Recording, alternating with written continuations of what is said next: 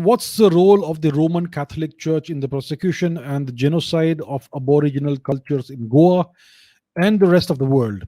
And if Hitler is a bad guy for the genocide of the Jews, why is the Roman Catholic Church never held accountable for the Aboriginal cultural and human genocide it committed all over the world? Very good question. So the answer is very simple.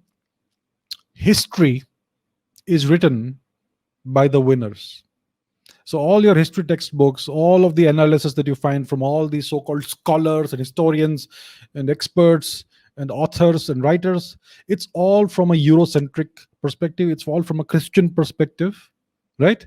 And therefore, this genocide, this horrifying genocide that these people perpetrated with the consent, with the blessing of the Catholic Church, etc. It's all white. It's all blanked out.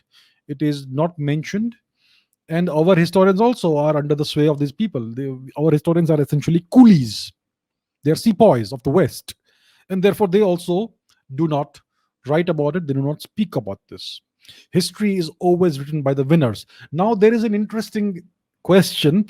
Some people have asked me: the Vikings, the Scandinavian Vikings of Western Europe, Northwestern Europe, they were able to conquer many Christian kingdoms and sack those kingdoms, pillage them. They destroyed many monasteries. They killed lots of hundreds, maybe thousands of Christian monks, etc. So how come history does not portray them in good light?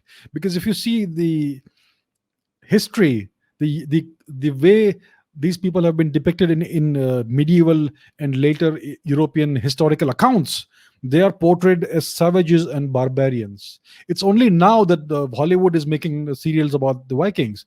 Historically, they have been portrayed as savages, even though they were able to destroy many Christian kingdoms. So, if they won, why are they portrayed in such a manner? And the answer is very simple: because eventually the church won. Eventually, even the Vikings got converted into Christianity. The Scandinavian nations are all Christian. They have all been Christian until recently. So, in the long term, the church won and the Vikings lost. So, even though they had success at the time, they eventually lost, and the people with the pens were all Christian monks. So that's how it goes. So the history is always written by the winners, and that's why you find all this. So Hitler lost. He lost, and therefore he is portrayed as a monster, even though there have been many worse monsters. I am not saying Hitler was not a monster. He was a barbaric monster. He was cruel. He was brutal.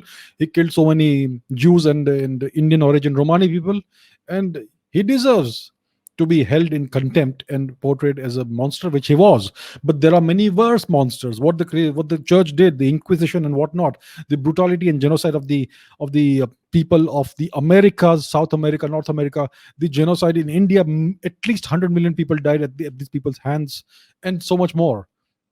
And yet, no one writes about this. It's because they won, and today the entire narrative is controlled by these people. So that needs to change.